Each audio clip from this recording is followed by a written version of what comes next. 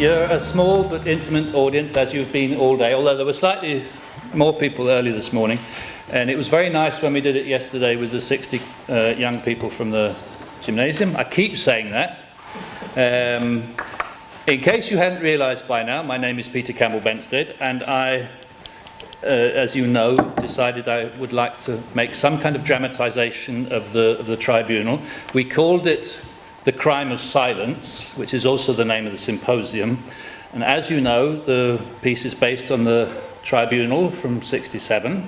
But this is not a theatre performance, even though we're actors here today. It's just a reading. It's a work in progress. It's a kind of taster. We're going to keep it in English, although the language, as we saw earlier on, Sartre spoke French, and Yugoslav was spoken, and Japanese and Vietnamese was spoken. But we're going to keep it in English today. When we make the final production, we did want to use an international group of actors, although we are international already here. None of these people at this table are Danish by origin, particularly. Half Danish, one. Otherwise, just 85% Danish. But we would use an international group, and then we would use we would use the headsets as we used in the actual performance, so the audience would be able to hear translations. But today we don't have that kind of money, so we can hardly pay the actors. Did I tell you that? All right. Business as usual, I suppose. So we're going to keep it in. Thank you for today. It was a pleasure being here. But what we are going to read to you is the actual words spoken and transcribed at the tribunal. Their statements and writings from members of the tribunal and the witnesses as recorded during the tribunal. It's called verbatim theatre. The words are edited, of course, otherwise we would sit you here for 14 days. And it's a very usual method actually in the UK. It's not so well known in Denmark, but although we're only 3 actors, we will take on about, I don't know, 10 different roles today. So you don't reckon that one actor only plays one role. If they take a hat off, they might be somebody else. But they're very, very good actors, so you'll realise fairly quickly what's going on. And we have also, to make it very... Yes, we didn't want to create a theatre of nostalgia. We didn't actually want to bring Sartre or Tuck here, or Vladimir Dedijer, so we've given them names such as, here we go, the historian, this is Vladimir Dedijer, and the writer-philosopher, and good old Russell is just called the old philosopher, and so on. And we have the first soldier and the pharmacist. They all have names in reality, but we wanted to give it an arm's length principle, well known by the famous German director Bertolt Brecht, so there's nothing like stealing a good idea. It's Brecht. I've just been corrected, it's Brecht. By a German speaker. The German speaker here. I forgot, because we want you to be in it as well. So we're going to give you a role. So what role will we give you? We want you just to be yourselves, but in another time, in another place. In fact, you need to be in a time when there is a war raging. Is that difficult? It's not difficult. The war is in a country far away. The aggressor is a major Western power. The war is being fought against a small non-Western country. You're at the tribunal as yourselves, and at the tribunal there are hundreds of journalists and politicians and students and artists and many others from all over the world, and they've chosen to meet in a small provincial town in the north of Europe. In a hall, an old hall. And the task of the tribunal is to examine evidence from for and against the accusations of war crimes against the aggressor nation. You notice we use it, the aggressor nation. We don't mention what nation it is. But you, like them, as in your role, will have the chance to listen to the the participants and to make your own judgment. So, perhaps we should start. Huh? Good idea. Yes. So I've got to introduce, these are actors. This is Sami Andersen, well-known actor and philosopher and Buddhist, and not a dancer. No, not a dancer. Very good actor. Alagami, well-known, actually not very well known as a spoken word artist, but is a very, very good spoken word artist, and we've worked together on that level. We've been to Ukraine with spoken word, and he's also a very, very, very good actor, and slightly well known as a rapper, and is absolutely, definitely a dancer. I accept. And although I'm the dramatist and director, kind of director, I am also an actor, so I will also be an actor today. So I'm ready. Yes, Are you we are ready? too. Yeah? We've got our costumes on, hats. We'll start.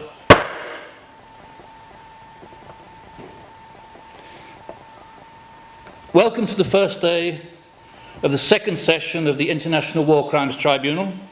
I thought as chairman I might have a bell, but they apparently forgot, so I asked for a gavel, a hammer, and they couldn't find one of those either, so they bought me this meat hammer at the local hardware store in town. Seems to work. So I call this session to order. Before the session starts, I have been asked to read up a statement from our honorary president, the old philosopher. He's asked me to read it up to the tribunal today as he can't be here. He's an old man and couldn't travel to this small town. And this is what he writes to all of you today and to all of the members of the tribunal. As we meet in quiet comfort, people are being made to suffer new and greater crimes. Hour by hour, day by day, the horror intensifies, inflicting wanton pain and torment on those who have known no peace. We are calm and unhurried. We have carried on our work through these many months in the tranquility of our laboratories and in our reading rooms. We have studied war through the means which are customary to us as scholars: the written word, the pictorial evidence, the material remains of the incinerated villages. All of these have been transported here to us for our examination and at our convenience. We form our judgment as we would judge right and wrong in a war of antiquity.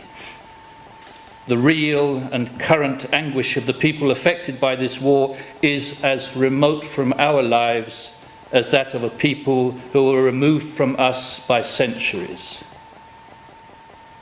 The course of history is being shaped by this war. We shall not alter it much with our words. It is the people of this small land who refuse to submit to the aggressor who are altering history. They are proving the might of men who are inspired by ideals. They face the richest armies and the most modern instruments of mass destruction. What we say counts for little besides their deeds. But by examining and exposing the war crimes of the aggressor against a small land, we do no more than ask to be counted on those who are struggling in a just cause. I believe this war is a pure crime of conquest. I cannot remember any way within my own lifetime in which the term naked aggression so profoundly explained the full meaning of bloodshed. We meet in these coming days to consider the extent to which there is already proof of the guilt of genocide in the most legal sense of the term. But the intent is plain, the logic is unmistakable. Our task is to hear the evidence, document the atrocities, and declare the extent to which this, the most heinous of crimes has been committed. We are not judges, we are witnesses. Our task is to make mankind bear witness to these terrible crimes and to unite humanity on the side of justice. Those are the words that the Honorary President of the Tribunal sent to us, and I was very pleased to read them up for you today. He could not be with us, but he sends such powerful words. But now, in accordance with Article 8 of the Tribunal Statutes, I hereby declare that the quorum is in fact present.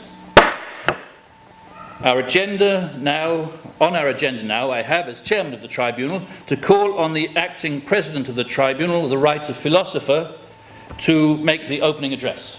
Thank you. Thank you. My thanks to the Chairman of the Tribunal. So, the session has begun. I would remind you that we have three principal accusations to consider. One, have new weapons or weapons forbidden by the laws of war, such as gas, special chemicals, been used or experimented with? Two, have prisoners been subjected to inhuman treatment, in particular torture or mutilation, forbidden by the laws of war? Three, have there been unjustified reprisals against the civilian population, in particular execution of hostages? And have camps for forced labor been created? Populations deported, or other acts committed by which contribute to the annihilation of the population and which can be legally characterized as acts of genocide. I do not think we need to reconsider our aims here, or the problem of the legitimacy of the tribunal. I will say that if there is no one here to defend the position of the government of the aggressor nation, it is because this government, which was invited several times to send a representative, refused to send one. Therefore, it is not that this tribunal is one-sided, but that it cannot bring the accused here by force. We asked them very nicely, and they have not come. In particular, when we speak of the bombing of civilians, of the deliberate and systematic bombing of the civilian populations, know that we have at hand such an intensification that we must devote this session to further examine the development and intensification of the bombings of the aggressor. But before we start, I am bringing to your attention a message that was sent to me yesterday, which speaks of the bombing of the capital city just 2 days ago. In a province, an area of about 1 square kilometer, their planes dropped 6 containers containing some 3,600 ball bombs, thereby killing more than 100 civilians. They dropped a great number of ball bombs and 2 explosive bombs of 750 pounds on the biggest hospital in the capital, killing and wounding many nurses and doctors while they were at work. The ward for infectious diseases, the neuropsychiatric ward, and the nurses' lodgings were also seriously damaged. One other hospital, the Polytechnical School, the Music School, as well as several residential districts were also attacked. We denounce these grave new war crimes by the aggressor. Thank you to the Right Philosopher, the Acting President of the Tribunal. We will now hear the testimony and allow for questioning of the first soldier.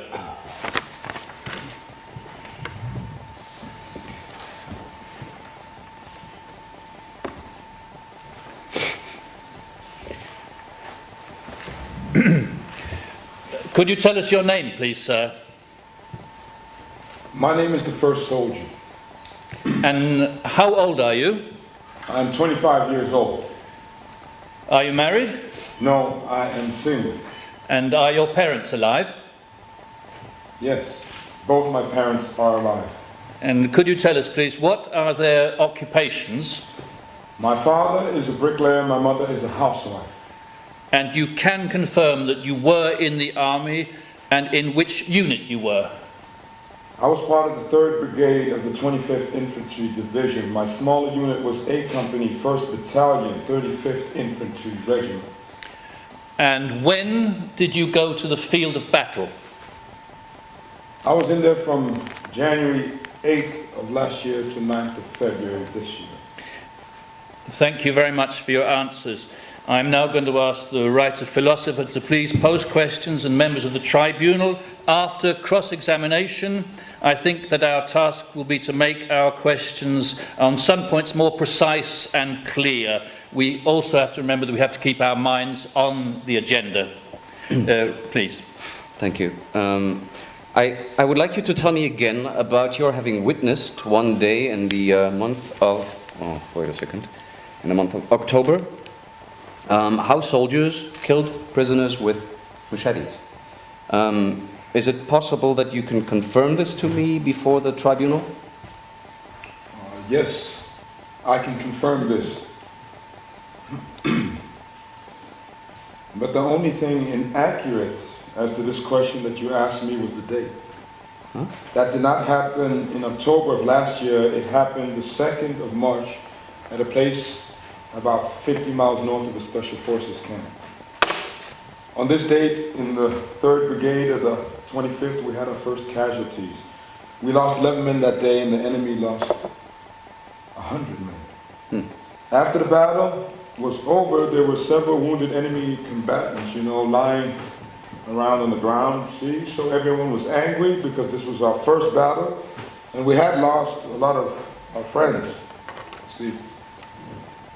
So one Caucasian guy, a sergeant, I believe he was a staff sergeant, he took his machete and beheaded this wounded soldier. The soldier was wounded in the chest, but he was still alive. So after he beheaded the man, he threw his head down the hill to serve as a warning to other enemy elements, if they were still in the area, that we meant business. And I was standing nearby when this occurred. Can you witness about other cases that are similar, about war prisoners or civilians that were killed by your forces or by your allies in the presence of your forces? Yes. I could also testify to other incidents of mistreatment of prisoners by us and our allies. Shortly afterwards, after we got over there in February of last year, I happened to be on a work detail at a military camp. While I was there, I saw an enemy combatant being tortured by local forces, our allies, under the direction of our forces. When I got there, they had the man tied on the ground. He was spread-eagled. They were using a knife to sort of pry under his toenails and the soles of his feet. When this got no results, they went on to other more sensitive parts of the body. Well, this still got no results because evidently this man was, as we say at home, a tough nut to crack.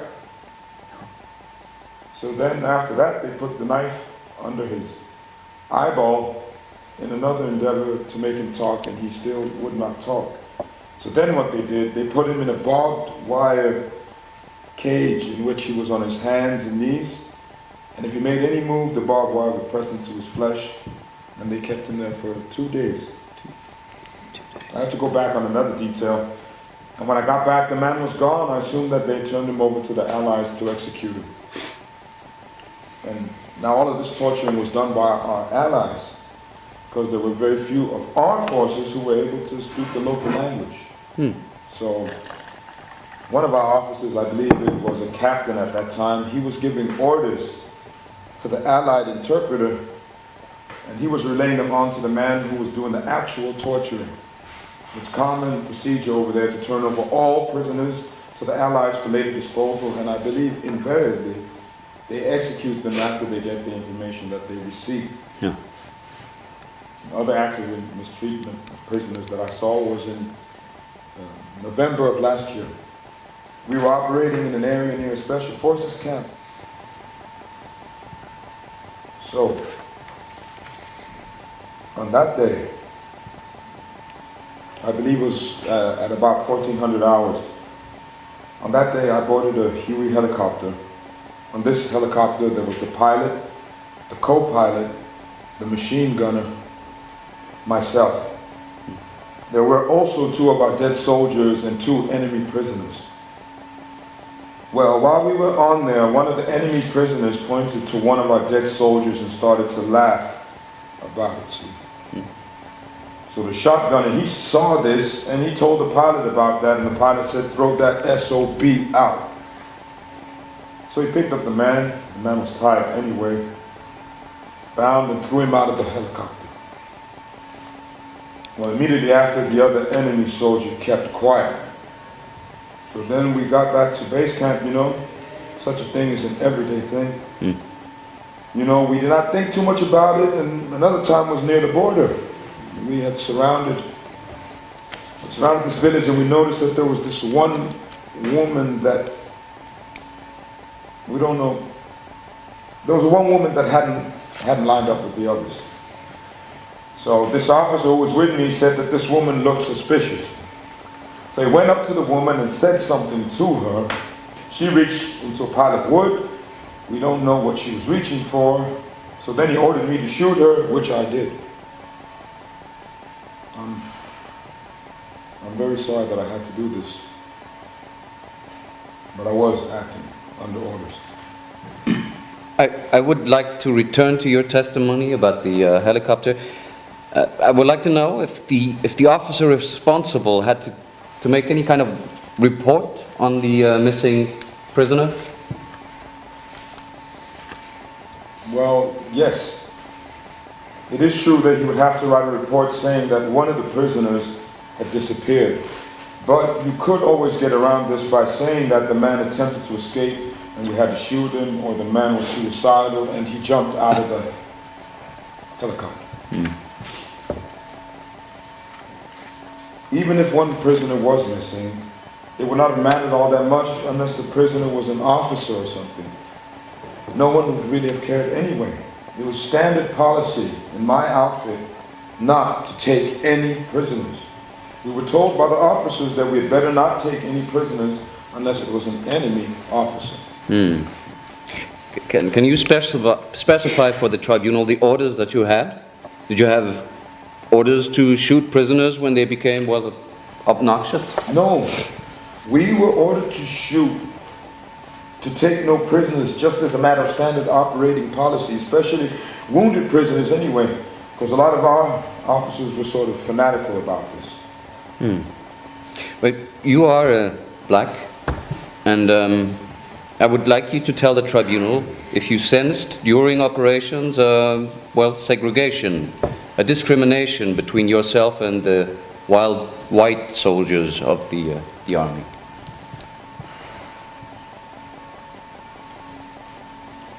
I would say that while there was not any segregation, if anything, it was over-integrated. What a lot of people do not realize is that most of the soldiers fighting in the infantry over there are black soldiers.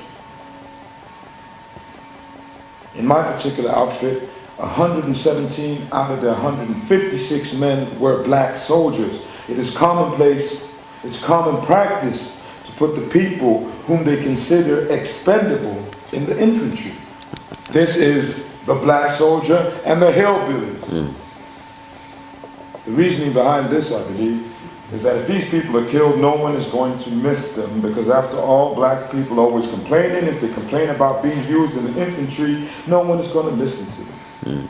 The war is very popular at home, and if the administration used the middle-class white people, then the parents of these people, when they sustain casualties, would be complaining about this and would demand the war be over with.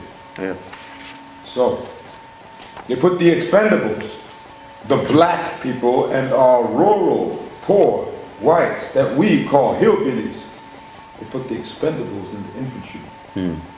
But I noticed that when I came back from the war and saw on TV, I saw very few black soldiers. It always seemed to be mostly white.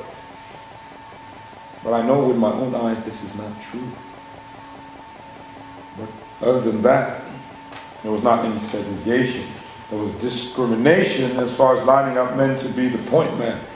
Now the point man is the man who usually goes some yards ahead of everyone else. He leads the way and is always on the lookout. He's usually the man who first gets killed. And invariably it seems like the Soul Brothers, or the blacks, were the ones who were on the point. That is one way in which they discriminate. Going back, referring to the incident where the prisoner was thrown out of the helicopter, you say that this was an everyday incident and it could happen often and nobody seemed to be really concerned about that, and the person who threw this prisoner out of the plane would never be punished, or perhaps he would not even be asked about what had happened. Can you, from your experience, tell the tribunal an approximate figure of incidents of the same kind that you have witnessed? Other cases where prisoners have sort of just been killed or left to a certain death without anybody caring for them. Can you tell us this? Well, in the first place, I would like to say that the enemy prisoners were never left to die by themselves. They were always executed. They were never left to die of their wounds. I've also seen other cases in which a wounded prisoner was laying there supposedly waiting for an evacuation helicopter. And I've seen several of our soldiers just go over there and shoot him in the head just to be done with it. Without any special orders? No, well, in some cases they had orders. In other cases, since it was the standard policy in my outfit not to take any prisoners, that is what we did. Occasionally, if we had a wounded enemy officer, and there was one of our officers around, then he would tell us, do not kill the man, but send him on a medevac helicopter to be questioned later. But if the man was not an officer and he was wounded, we just got rid of him. And this happened several times? This happened all the time in the war zone. It is a common thing. Just one more question, is that okay? Yes, please. You also, we've heard you speak about a speech in which a general gave, a fiery speech, which he gave to the troops before entering into the battle. Have you witnessed at any point other speeches like that by any other officers? Right. I would like to say that these speeches, usually, we were getting them when we were going on a combat operation. And after a while, such things sink into the minds of men, because then I noticed that a lot of my fellow soldiers started referring to the local people as gooks. They would say, the only good gook is a dead gook. I said this was a derogatory term. You said that you had the order to shoot prisoners and that you should, well, could not oppose it. Now, the soldiers who are sent to the war zone, do they know about the judgments of other war crime trials? That is, that they have the right or even the duty to resist inhuman orders.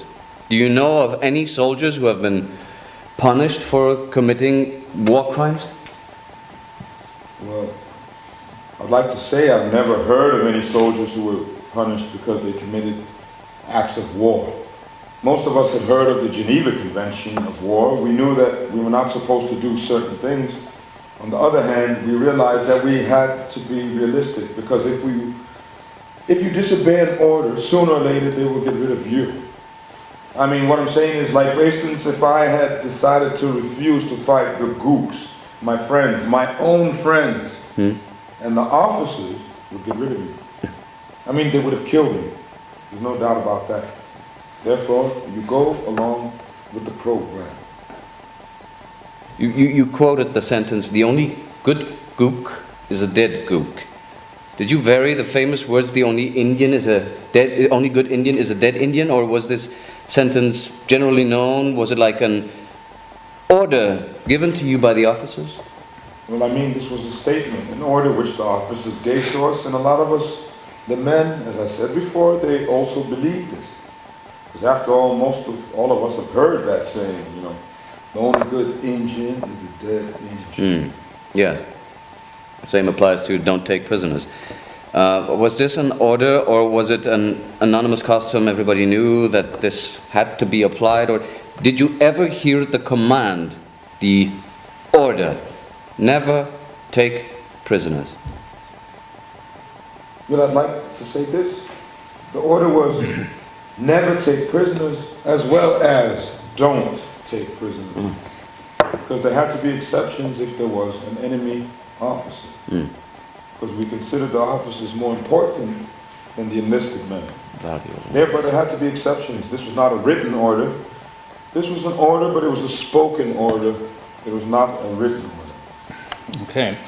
Now, on the question of executing prisoners, I'd just like to follow a little more the line of questioning on the way in which you knew that it was standard practice to execute prisoners. Did you find out that this was a standard practice? Did you find out that it was standard practice from the speeches made to your unit by your superior officers, or was it more a matter of word of mouth circulating amongst the soldiers? Well, it was circulated amongst the soldiers, but it was also what our company commander told us. You know, he didn't put it in writing, of course, but he told us this. He said, "You better not take prisoners." You see, that's the way he said it in that spirit. And what would happen if one of your officers, so a veteran from the war zone, would come and testify to this tribunal today and say he knew nothing about this? Would there be any way to settle an argument between the two of you? Well, depending upon what type of outfit the officers was, what his experiences were. You know, I couldn't say yes or no. If he was in an infantry outfit, I would say, and he denied it, I would say the man was lying. Lying. No more questions. Thank you very much for your testimony. Thank you very much indeed. Thank you. We will now hear the testimony of the pharmacist.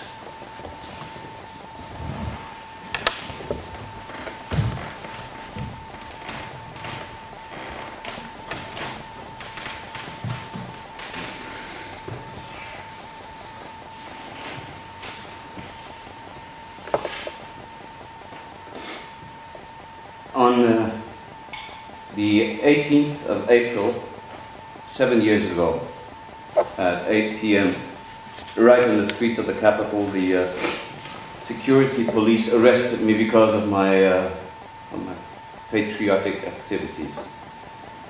I was taken to the commando post number 1.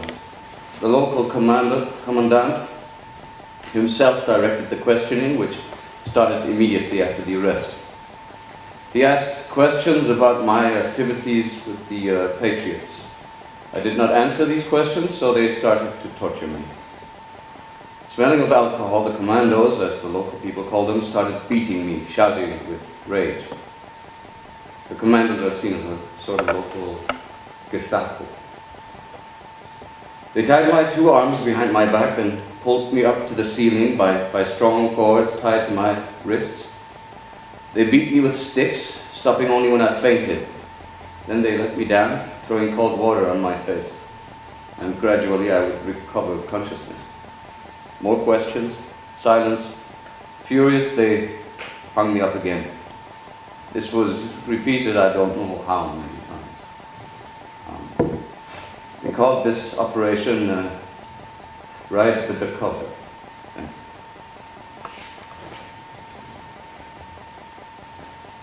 My body was covered with wounds and was most painfully swollen. I suffered atrociously the slightest movement, and I thought I would faint with pain. Then, after a moment's rest, they applied the ride in the submarine. They undressed me and tied me face upwards to a plank. A towel was used to tie my head to the plank, and a rubber tube led from a 200-liter barrel thick. Soon it was flooding my face. To breathe, I sucked in water through my nose and my mouth. I was suffocating, my stomach started to swell like a balloon. I could no longer breathe, and so I fainted. When I regained consciousness, two of the local commandos, nicknamed the Great Tigers because of their blood-curdling exploits, were stamping on my chest and stomach to get the water out of me. I vomited through my mouth and my nose. Water was mixed with blood and was pouring out. And this was repeated several times. I suffered atrociously in my chest and in my stomach.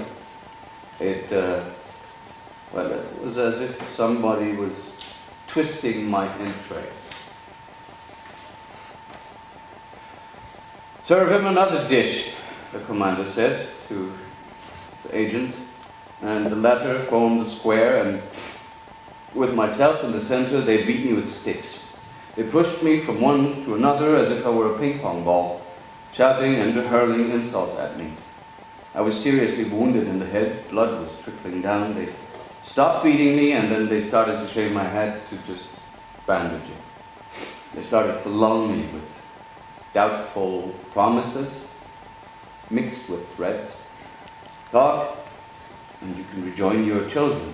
If not, you will die and your children will be orphans. Talk, and you can keep your pharmacy, your possessions. Otherwise, we will ruin you.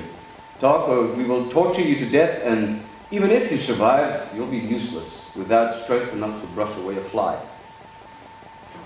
Again, there were promises, threats, insults, and tired themselves, they called on other prisoners to try to force them to beat me up. But they all refused. So the prisoners were furiously beaten. You know, in that place, there was no room for any human sentiments at all. So the torturers threatened me, "If you don't talk, your children will be tortured in front of your eyes. Your parents, your brothers and sisters will be imprisoned. Your family will be destroyed. Your pharmacy will be seized." At 6 o'clock in the morning, after 10 straight hours of torture, they threw me into a cell. I could hardly stand up. I had to lie down on the floor. Please. Please, thank you very much. Now, please be seated. I could see that was very difficult. Take some water. We do thank you for your testimony.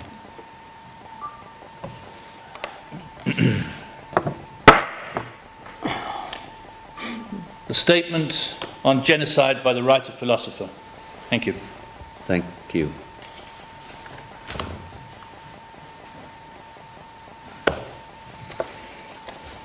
The word genocide has not been in existence for very long. You know, the thing itself is as old as humanity, and there has never been a society whose structure has preserved it from committing this crime. All genocide is a product of history, and it always carries the signs of the society from which it springs. The case which we have to judge concerns the largest contemporary capitalist power. It is as such that we must attempt to consider it. In other words, inasmuch as it expresses the economic structure, the political aims, and the contradictions of that power. In fact, according to the aggressor nation themselves, the war has two objectives. Recently, their Secretary of State declared, "We are defending ourselves." That is why the Secretary of State says, with unconscious humor, that their armed forces are fighting in the war zone to avoid a third world war. Now, either this phrase makes no sense at all, or it must be understood to mean to win a third world war. The second objective is economic. One of their generals defined it in these terms last year: "We are in the war zone to show that guerrilla warfare does not pay." To show whom? The people of the war zone? Now that would be a very surprising, Is it really necessary to spend so many human lives and so much money to convince a nation of poor peasants struggling thousands of miles from some city in their country? Really? The general's phrase, like that of the Secretary of State quoted above, needs to be completed. It is to the others that they want to prove that guerrilla warfare does not pay. All the exploited and oppressed nations who may be tempted to free themselves from the yoke of the aggressor with a war for freedom. In other words, it is an example for Latin America and the entire underdeveloped world. The government of the aggressor nation is saying, your countries will all be crushed, just as we are crushing this one. This aggressor government is guilty of having preferred a policy of war and aggression aimed at total genocide to a policy of peace. They are guilty of following through and intensifying a war, although each of its leaders daily understands even better from the reports of the military chiefs that the only way to win is to rid the war zone of all its people. It is guilty by its own admission of knowingly conducting this war of example to make genocide a challenge and a threat to all peoples. Now, when a peasant dies in his rice field, cut down by a machine gun, we are all hit. Therefore, the people of the war zone are fighting for all men, and the occupying forces are fighting against all of us. Not just in theory. This is not just in the abstract. And not only because genocide is a crime universally condemned by the rights of man, but because little by little this genocidal blackmail is spreading to all humanity, adding to the blackmail of atomic war. Now, this crime is perpetrated under our eyes every day, making accomplices out of those who do not denounce it. In this context, the imperialist genocide can become more serious. For the group that the aggressor nation is trying to destroy by all means, or by means of the people in the war zone, is in fact the whole of humanity. Thank you. Thank you to the writer-philosopher. We'll now bring the verdict of the tribunal, please.